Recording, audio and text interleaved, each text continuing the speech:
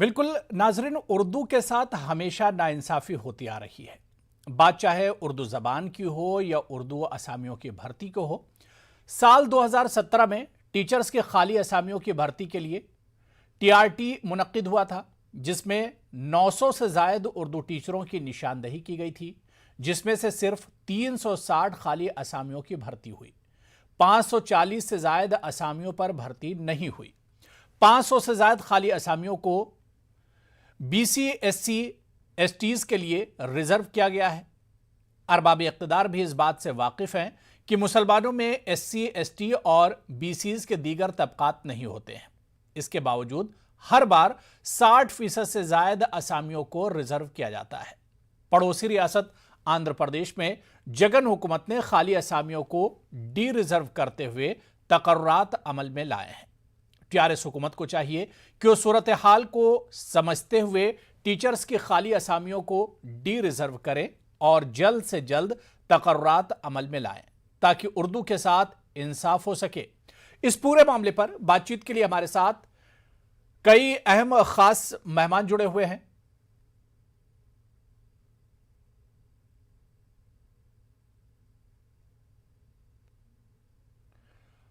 और इस ताल्लुक से एमआईएम के लीडर जाफर हुसैन ने क्या कुछ कहा असेंबली के अंदर, पहले वो बयान हम आपको सुनवाते हैं।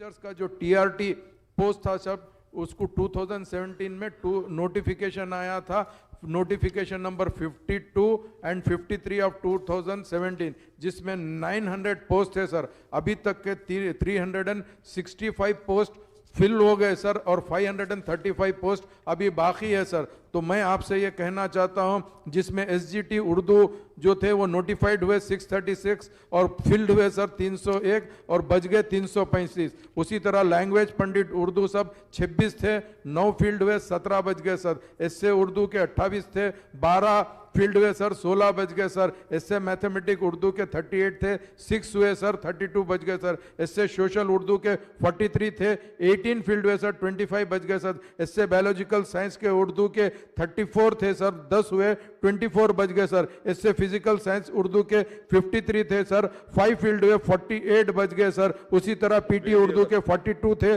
4 फील्ड हुए, 38 बच गए सर। ऐसा 535 है सर। इमीडिएट अगर वो पोस्ट को फिल कर देंगे सर, तो हम समझेंगे उर्दू के साथ इंसाफ हुआ है सर। 2017 से आज 2021 में आ गए सर। मेहरबानी करके ये पोस्ट को इमीडिएट फिल कर दीजिए सर। बहुत बहुत शुक्रिया। गौरव शास्त्री सभ्युలు जाफर हुसैन గారు చెప్పింది నోట్ చేసుకోవడం జరిగింది।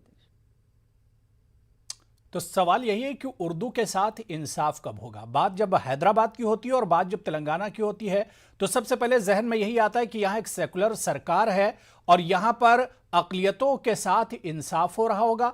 लेकिन जब आप कागजों के बीच में, जब आप फाइलों के बीच में छानबीन करते हैं, तब आपकी आंखें खुली की खुली रह जाती हैं कि यहां पर भी अक़लियतों के साथ, मुसलमानों के साथ और उर्दू के साथ इंसाफ नहीं हो रहा है। और ये तमाम चीजें जो आदादो शुमार हैं, जो आंकड़े हैं, वो बताने के लिए काफी हैं। बहुत खास मेहमान मेरे साथ जुड़े हुए हैं। बहुत जल्दी अपने मेहमानों का आपसे तारुफ करा देता हूं। मेरे साथ अहमद खान, जो कि जनरल सेक्रेटरी हैं तेलंगाना स्टेट टीचर्स यूनियन के, मेरे साथ जुड़े हुए हैं। अब्दुल मुकीद चंदा जी जनरल सेक्रेटरी हैं, टीआरएस माइनॉरिटी सेल से हमारे साथ हैं। टीआर श्रीनिवास बीजेपी लीडर हैं। कुछ देर में कांग्रेस तर्जुमान डॉक्टर शुजात अली भी इस डिबेट का हिस्सा होंगे। सभी मेहमानों का बहुत इस्तकबाल है न्यूज़ 18 उर्दू में। मैं सबसे पहले सीधे सीधे अब्दुल मुकीद चंदा जी आपके पास आना चाहूंगा। अब्दुल मुकीद साहब, सवाल यह उठता है कि 2017 से आपकी सरकार है और जो वादा उर्दू को लेकर किया गया था, मुसलमानों की तरक्की को लेकर किया गया था, लेकिन वो सिर्फ वादा ही रह गया, जमीनी सतह पर कुछ नजर नहीं आ रहा और आज भी 500 से ज्यादा उर्दू की असामियां खाली हैं। अब्दुल मुकीद साहब,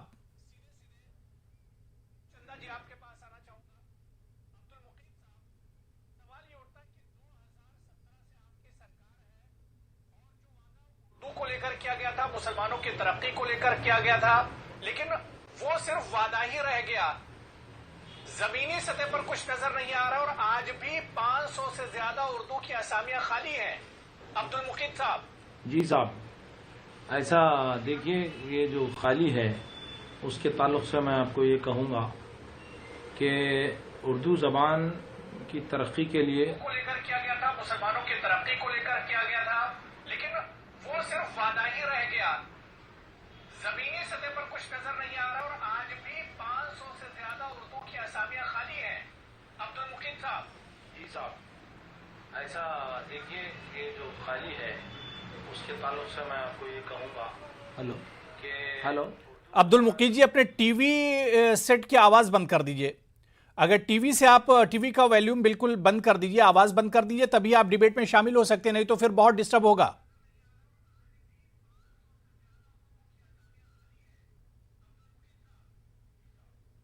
सुन पा रहे हैं मुझे अब्दुल मुकीम चंदा जी?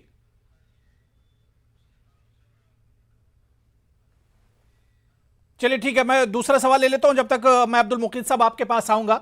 मैं अहमद खान साहब आपके पास आना चाहूंगा। अहमद खान साहब, आखिर उर्दू की यह सूरत हाल तेलंगाना में आखिर क्यों है? यहां पर उर्दू के साथ सौतेला सुलूक क्यों हो रहा है? क्या वजह इसकी आप देखते हैं? इसके कई वजूहात हैं। मुख्तलिफ वजूहात की बिना पर उर्दू को नजरअंदाज किया जा रहा है। अगर आप आज हैदराबाद डिस्ट्रिक्ट के तमाम स्कूल्स का अगर आप दौरा करते हैं तो इंतहाई नाकिस हालतों में स्कूल चल रहे हैं। कई जगह ऐसे हैं जहां पर सिर्फ एक रूम है और एक या दो असातिज़ा टीचिंग करते हैं। तकरीबन तमाम जो स्कूल्स उर्दू मीडियम चल रहे हैं, मैं समझता हूं कि 90% स्कूल्स सिर्फ रेंटेड बिल्डिंग्स में चल रहे हैं, वो भी एक या दो रूम में। ये इससे बड़ा और क्या सबूत हो सकता है उर्दू मीडियम के ताल्लुक से? और जहां तक डी रिजर्वेशन की बात है, डी रिजर्वेशन के ताल्लुक से मैं थोड़ा तफसीली बताना चाहूंगा। तकरीबन 1996 में जो डीएससी हुआ था वो इंटरव्यू बेस्ड डीएससी होता था। वो इंटरव्यू के बाद फिलअप किए गए पोस्ट। उसके बाद 97 में एक स्पेशल डीएससी उर्दू डीएससी रखा गया था। ये उस वक्त की जो भी हुकूमत थी उसकी काबिल मैं सताइश करता हूं, क्योंकि 97 में एक उर्दू स्पेशल डीएससी रखा गया। लेकिन डी रिजर्वेशन की जो बात की जा रही है, डी रिजर्वेशन उस दौर में सिर्फ 2 या 3 महीने के वक्फे के अंदर डी रिजर्वेशन किया जाता था और पोस्टों को फिल किया जाता था। मैं मिसाल देता हूं, 1997 जो स्पेशल उर्दू डीएससी था, वहां पर सितंबर में अपॉइंटमेंट हुए थे 97 की, जो फर्स्ट लिस्ट कहलाती है। वो फर्स्ट लिस्ट जनरल कोटे की होती है। वो जनरल कोटे को सितंबर में फिल किया गया, लेकिन सिर्फ 3 महीने के अंदर तमाम पोस्ट जो रिजर्वेशन के पोस्ट होते हैं उन तमाम पोस्टों को डी रिजर्वेशन किया गया। और 3 महीने के अंदर क्या करेंगे, उसको फिर दोबारा बाकी के जो बचे हुए पोस्ट थे उनका तफर्रुर अमल में आया। इसी तरह 98 में चंद महीनों के अंदर डी रिजर्व किया गया और पोस्टों को फिलअप किया गया। फिर मैं बात करता हूं उसके बाद के डीएससी की। डीएससी 2000 डीएससी है।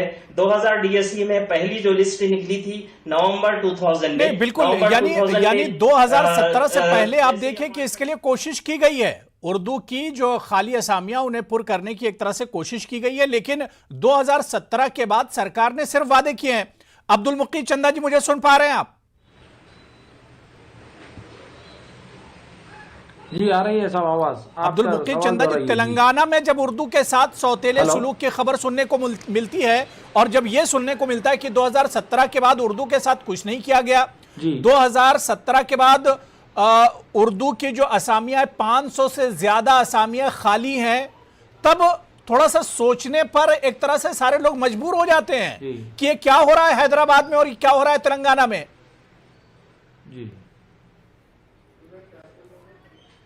देखिए, जो तरीका है उस तरीके को फॉलो करते हुए जल्द से जल्द वो 545 जो आसामियां खाली है बता रहे हैं, उसको जल्द से जल्द फुलफिल किया जाएगा। उसके लिए क्या तकनीकी खराबी रही है, क्या है, उस पर हुकूमत काम कर रही है। जल्द से जल्द वो तमाम मसाइल को हल करते हैं। 4 साल में आप उस पर काम नहीं कर सके, आपकी सरकार 4 साल में उस पर काम नहीं कर सकी। नहीं, देखिए हुकूमत उस पर काम कर रही है। उर्दू जबान की तरक्की, उर्दू की तरक्की के लिए हुकूमत ने बतरीज काम किया है। जिस तरीके से ये टीचर्स का मसला आप बता रहे हैं, ये मसला बिल्कुल रहा है। इसको हल करने के लिए हुकूमत काम कर रही है। वो जितनी आवाम की तवक्कु है, जितना समर आवर इसके नतायज आना चाहिए थे, वो नहीं आए हैं। जल्द से जल्द ये तमाम चीजों को हल कर लिया जाएगा। अब्दुल मुकीम चंदा जी, उर्दू के साथ ये सुलूक यूपी में होता तो समझ में आता, ये सुलूक एमपी में होता समझ में आता, ये सुलूक गुजरात में होता तो समझ में आता, लेकिन ये सुलूक तो तेलंगाना में हो रहा है, हैदराबाद में ये सुलूक हो रहा है, जहां पर 500 से ज्यादा उर्दू की सीटें खाली हैं, और उसके बाद फिर सिर्फ सियासी बयानबाजी सुनने को मिलती है कि इसमें तकनीकी प्रॉब्लम है और इस वजह से नहीं हो सका। तो ये तो देखिए सियासत है, सियासत से हटके काम करने की जरूरत है। जी नहीं, देखिए टीआरएस की जो हुकूमत है, ये हुकूमत ने सियासत नहीं की है। ये उर्दू जबान की तरक्की के लिए मैं आपको बताता चलूं कि हुकूमत ने संजीदगी से काम किया है। हाँ, ये खामी रही है जिसको आप बता रहे हैं, जो निशानदेही कर रही है, इसमें हुकूमत इंशाअल्लाह आइंदा इन जायदादों को क्या 4 साल में आप लोग निशानदेही नहीं कर पाए? अब क्या निशानदेही करेंगे? सिर्फ देखिए टीवी डिबेट्स में बैठकर या टीवी में बैठकर आप अगर इस तरह का वादा करते हैं और वो वादा भी पूरा नहीं होता है तो वाकई में सोचने पर मजबूर हो जाते हैं कि ये क्या हो रहा है टीआरएस की सरकार में, आखिर ये क्या हो रहा है। चंद्रशेखर राव जी जो खुद उर्दू से बहुत ज्यादा प्यार करते हैं और उर्दू के अल्फाज का इस्तेमाल करते हैं वो, और उस वक्त सोचने पर एक तरह से मजबूर होना पड़ता है। मैं टीआर श्रीनिवास जी आपके पास आना चाहूंगा। श्रीनिवास जी, तेलंगाना में जब उर्दू के साथ इस तरह की बातें होती हैं कि 2017 के बाद से एक भी अलॉटमेंट नहीं हुआ, एक भी टीचर की जो सीट है वो कंप्लीट नहीं हुई है, कोई भी असामियां जो है वो पूर्ण नहीं हुई है, 500 से ज्यादा सीटें खाली हैं।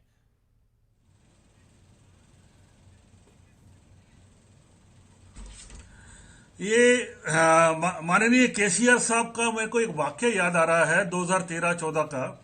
उन्होंने एक बहुत अच्छी बात कही थी। उर्दू की पैदाइश हैदराबाद में हुई और जवान हुई लखनऊ में। जब पैदा हुआ हैदराबाद में तब उन्होंने पूरी तरह से अपने पे लिया कि उर्दू को वो सेकंड लैंग्वेज बनाएंगे। अब वो वादा किधर गया वही जाने, खुद जाने या खुदा जाने। और जब भी टीआरएस की सरकार ऐसे वादे करती है तो मेरे को एक ही गाने का एक मुखड़ा याद आता है, क्या हुआ तेरा वादा वो कसम वही इरादा, किधर गया। अब ये रिजर्वेशंस का जो है और ये जो नोटिफिकेशंस का है, मैं एक स्ट्रेट पॉइंट पूछना चाहता हूं। 900 वैकेंसी 2017 में आपने डिक्लेयर किया, 2018 में इलेक्शन था, आपने वो जान के सियासत खेला यहाँ पे। 365 आपने आनंद फानंद में भर दिए, बाकी 535 किधर गए? अब कब भरेंगे? अब 2022 में भरेंगे क्या? यस। और दूसरा, एक रिजर्वेशंस की जो बात कह रहे हैं, आप बाजू के स्टेट में देखिए, आप स्ट्रेट अवे 900 जब आपने डिक्लेयर किया, 900 के 900 क्यों नहीं भरते? क्या पॉलिटिकल कंपल्शन है आपका? यह मेरा बहुत सीधा सवाल है। अब्दुल मुकीम चंदा जी। जी देखिए, ये जो सवाल है, सवाल में खुद जवाब है। जैसा कि ये बता रहे थे कि 2017 के बाद में 2018 में फौरी इलेक्शन कोड आया, फिर 2019 में इलेक्शन कोड आया, उसके बाद से लॉकडाउन आ गया। लॉकडाउन के बाद में मैं ये सब नहीं कहना चाहूंगा। मैं ये कहना चाहूंगा कि उर्दू जबान की तरक्की के लिए हुकूमत संजीदा है और उसके लिए काम करना चाहती है हुकूमत। उस काम के सिलसिले में हुकूमत ने जो भी खामी रही है उसको पूर्ण किया। ये चंदा साहब आप मेरे सवाल को गोल कर गए। 2017 में आपने निकाला, अब उसी टाइम आपने क्यों नहीं भरा 900 के 900? क्या प्रॉब्लम था आपका? और लॉकडाउन आया आपको 2020 में, इतना टाइम था ना, 2020 में लॉकडाउन था। और तिकन करना ये टीआरएस का सेवा नहीं रहा है जी। देखिए, गोल मेरा एक ही सवाल है, आपने 900 वैकेंसी क्यों नहीं भरे? उसका जवाब दीजिए, उसका जवाब कर दीजिए। हर सिमत में आप 900 वैकेंसी क्यों नहीं भरा आपने? आप ये और second language Urdu, second language Urdu पूरे खाली नहीं है, क्यों नहीं किया? बहुत सारे लोगों को एम्प्लॉयमेंट की जरूरत होती थी। हाँ, उर्दू देखिए, तेलंगाना की आपको मालूम होना चाहिए उर्दू सेकंड लैंग्वेज उर्दू क्यों नहीं डिक्लेयर किया? तेलंगाना की सेकंड लैंग्वेज उर्दू है, ये आपको नहीं मालूम है, ये मालूम करने की जरूरत है।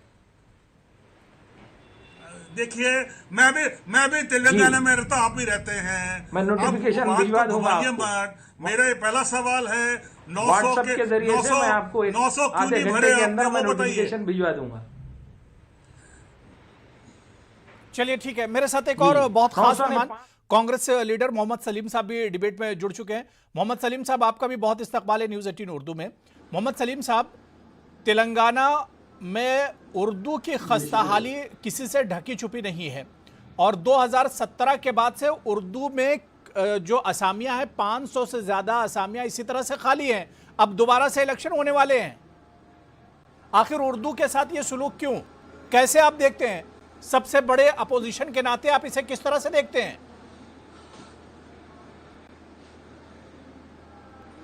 जी, अगर देखिए साहब, अगर हुकूमत अगर वाकई में उर्दू के साथ इंसाफ करने के लिए सीरियस है तो वो जो 500 चिल्लर जो पोस्ट बचे हुए हैं उन पोस्टों को जो SC, ST और BC के लिए रिजर्व किया गया है उसको डिरिजर्व करके ओपन कैटेगरी में लाके उर्दू असातिज़ा की भर्ती कर सकते साहब। जी साहब, तो इसके अहमद लिए खान साहब, हुकूमत सिंसियर होना जरूरी है साहब। ठीक है ठीक है, मैं अहमद खान साहब, जो बात यहां पर मोहम्मद सलीम साहब ने कही है कि अगर वाकई में सरकार की नीयत सही है तो डी रिजर्व इन्हें किया जाए, जो सीटें बाकी हैं, जो असामियां खाली हैं अभी तक, उन्हें डी रिजर्व किया जाए। आपका तजुर्बा क्या कुछ कहता है कि वाकई में सरकार अगर इन सीटों को डी रिजर्व कर दे, क्या मसले का हल निकल सकता है? जरूर मसले का हल तो निकल सकता है। हमारे CM साहब जो अक़लियत दोस्त कहते हैं, लेकिन प्रैक्टिकल तौर पे भी कुछ करके दिखाना चाहिए। जब साबिक़ा हुकूमतें डी रिजर्व इमीडिएट कर सकती हैं तो मौजूदा हुकूमत भी जिसको डी रिजर्व करके इमीडिएट जो तुलबा वेटिंग में हैं उनके तकर्रुरात अमल में लाने चाहिए। मैं एक बात वाज़ेह करना चाहता हूं, तो अभी जो MLA साहब जो डेटा पेश किए हैं वो 2018 के DSC के पहले का डेटा है। उसके जो पोस्ट डी रिजर्व नहीं हुई हैं उन पोस्टों की तफसीलात वो बता रहे थे, लेकिन मैं मजीद उसके बाद का डेटा भी पेश करना चाहता हूं। सिर्फ हैदराबाद डिस्ट्रिक्ट में स्कूल असिस्टेंट के 60 पोस्ट खाली हैं। वो DSC के पोस्ट छोड़ने के बावजूद 60 पोस्ट मजीद खाली हैं जो डायरेक्ट रिक्रूटमेंट के तहत भर्ती किए जाते हैं। वैसे तो 234 पोस्ट वेकेंट हैं हैदराबाद डिस्ट्रिक्ट, सिर्फ हैदराबाद डिस्ट्रिक्ट की बात कर रहा हूं मैं। 234 पोस्ट में अगर डायरेक्ट अपॉइंटमेंट की बात की जाए तो डायरेक्ट अपॉइंटमेंट 30% होता है। उस 30% का अगर कैलकुलेशन करें हम तो सिर्फ स्कूल असिस्टेंट के 60 पोस्ट वेकेंट हैं। उसी तरह गेजेटेड हेडमास्टर के 32 पोस्ट वेकेंट हैं। अगर इस तरह की तफसीलात में अगर जाएं तो प्राइमरी स्कूल्स में SGTs काम करते हैं। SGTs के वेकेंट पोस्ट तो तकरीबन 100 में निकलते हैं, तकरीबन 200 के आसपास उर्दू SGT के पोस्ट वेकेंट हैं। सितम ज़रीफी ये कि 2018 के DSC जो मुनक़िद किया गया उस DSC में एक भी पोस्ट नोटिफाई नहीं किया गया। ये काबिले मुज़म्मत है, काबिले तशवीश की बात है। 2018 में अगर देखिए सूरत हाल कितनी खतरनाक है। अगर यहां से भी सरकार कुछ नहीं सोचती है उर्दू टीचर्स के बारे में और उर्दू के बारे में, तो अभी तो बाज स्कूलों में एक आधे टीचर उर्दू के मिल जाते हैं। आने वाले दिनों में अगर इन खाली असामियों को पूर्ण नहीं किया गया, जिन स्कूलों में 5 से 6 उर्दू टीचरों की जरूरत है वहां महज एक टीचर है। आप बताइए किस तरह से उर्दू की हिफाजत करेंगे? किस तरह से KCR साहब बड़े बड़े दावे करते हैं उर्दू को लेकर, कैसे इसकी हिफाजत की जाएगी? अब्दुल मुकीद चंदा जी। देखिए, मैंने जैसा आपको पहले भी कहा है कि ये जो तकनीकी मसला है जिसको ये डी रिजर्व करना है, ये बता रहे हैं कि साबिक़ा हुकूमतों ने भी डी रिजर्व किया है।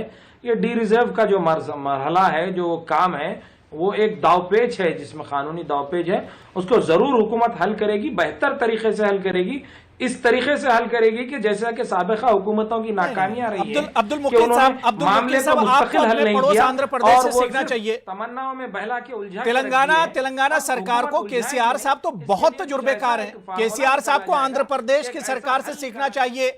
वहां पर जिस तरह से डी रिजर्व किया गया है और उसके बाद सीटें खाली करके सीटों को पुर किया गया है, तो ये तमाम चीजें तो आंध्र प्रदेश आपकी पड़ोसी हुकूमत से सीखना चाहिए KCR साहब को। आप किस तरह की बात कर रहे हैं, किस तरह की टेक्निकल बातें कर रहे आंध्र हैं? प्रदेश ने हो या साबिका हुकूमतों ने हो, नहीं देखिए साबिका हुकूमतों ने और आंध्र प्रदेश हुकूमत का जो आप हवाला दे रहे हैं, उन्होंने टेम्परवरी हल निकाला और टेम्परवरी तौर पर उस पर काम कर दिया। अब फिर वो जब भी दोबारा उसकी नौबत आएगी, जायदादें खाली होंगी, उनको पुर करना होगा, फिर से वहीं जहां पे हम चले थे वहीं आके ठहर जाएंगे। केसीआर साहब 500 से ज्यादा, पिछले 3 साल से 500 से ज्यादा सीटें खाली हैं। अब्दुल मुकीम चंदा जी, तौर पर हल करने के लिए अब्दुल मुकीम चंदा साहब, 500 से ज्यादा सीटें खाली हैं। सिर्फ दावों से काम नहीं चलता है। आप सिर्फ स्टेज पे खड़े होके उर्दू से प्यार मोहब्बत की बातें करेंगे, आप सिर्फ उर्दू की हिफाजत की बातें करेंगे, जमीनी सतह पर कुछ नहीं करेंगे। मोहम्मद सलीम साहब, नहीं देखिए, आप ये जमीनी सतह पर ही काम होगा और जमीनी सतह पर आप भी देखेंगे। केसीआर साहब की हालत ऐसी है, कहने वालों ने कहा जी साहब। मोहम्मद सलीम साहब, आप कुछ कह रहे हैं, जल्दी से बात पूरी कर लीजिए। मैं श्रीनिवास जी आ रहा हूं आपके पास। जी साहब, मैं बोलना ये चाह रहा हूं कि खाली असेंबली में उर्दू अशार बोलना या मुसलमानों के लिए झूठे वादे करना, ये तो हमारे केसीआर साहब से सीखना पड़ेगा। कोई काम नहीं है, प्रैक्टिकली हर चीज नील है, कोई मुसलमानों के लिए बढ़ोतरी नहीं है। उर्दू को तो सेकंड लैंग्वेज बनाया गया, आप जाके अजलाओं में देख लीजिए, खुद हैदराबाद में देखिए, कहीं भी उर्दू बोर्ड नहीं है, कहीं भी आरटीसी में भी आजकल इंग्लिश उर्दू का चलन हो गया है। कम से कम हैदराबाद जैसे मुकाम पे जहां पे 40% तबका उर्दू बोलता है, ठीक है। तो श्रीनिवास जी, आपको याद होगा कि चंद्रबाबू नायडू के दौर में हर साल डीएससी होता था, लेकिन आप देखिए कि केसीआर साहब के दौर में 7 साल में सिर्फ एक बार डीएससी हुआ है और फिर दावे किए जाते हैं उर्दू से मोहब्बत करने के।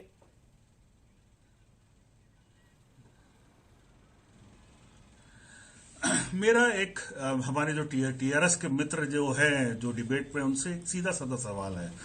जब आप बोलते हैं कि आपका जो हुकूमत वो टेक्निकल चीज़ों को निकाल के उसको हल निकालेगा, इस 7 सालों में उर्दू एज ए लैंग्वेज एक जुबान है, उसके लिए आपकी हुकूमत ने उसको ग्रो करने के लिए, उसमें और महक लाने के लिए आपने क्या किया? आपने दूसरा उर्दू यूनिवर्सिटी अगर एस्टैब्लिश करने की कोशिश की है स्टेट लेवल पे, वो तो मैं देखता भी नहीं हूँ। और एक जब उर्दू का जब आप हमारे माननीय किशन रेड्डी जी ने 2017 में उन्होंने भी ये बात उठाई थी कि स्टेट गवर्नमेंट 2017 में सीरियस नहीं है उर्दू के प्रति। किशन रेड्डी ने बताया था ये फ्लोर पे। नहीं, बिल्कुल जाहिर सी बात है अब्दुल मुकीम चंदा जी की सरकार को जमीनी सतह पे काम करके दिखाना होगा, और आंध्र प्रदेश और इसके अलावा दूसरी सरकारों ने उर्दू के लिए क्या कुछ किया वो सबके सामने है, और तेलंगाना में उर्दू के साथ क्या कुछ हो रहा है वो भी सबके सामने है। पिछले 7 साल में सिर्फ केसीआर साहब की सरकार एक बार डीएससी कराती है, और इसके अलावा आप देखिए कि पिछले 3-4 साल से 500 से ज्यादा उर्दू की असामियां खाली हैं। आप बताइए, क्या इस तरह से उर्दू से प्यार किया जाएगा? और जिस तरह से हमारे कोई पैनलिस्ट कह रहे थे कि असेंबली में सिर्फ उर्दू के अशार पढ़ देना, उर्दू जबान का इस्तेमाल कर देना, इससे उर्दू आपकी माफ कीजिएगा महफूज होने वाली नहीं है। उर्दू को महफूज करने के लिए, उर्दू की हिफाजत करने के लिए जमीनी सतह पर काम करने की जरूरत है, और हम उम्मीद करते हैं कि सरकार तक हमारी ये आवाज पहुंचेगी। बहुत छोटी सी हमारी कोशिश है, उससे उर्दू आगे बढ़ेगी और जो लोग उर्दू से जुड़े हुए हैं उनका भी जो मुस्तकबिल है वो रोशन होगा। बहुत बहुत शुक्रिया टीआर श्रीनिवास जी मेरे साथ जुड़ने के लिए, अब्दुल मुकीम चंदा जी, मोहम्मद सलीम साहब और अहमद खान साहब, सभी का बहुत बहुत शुक्रिया। आदाब।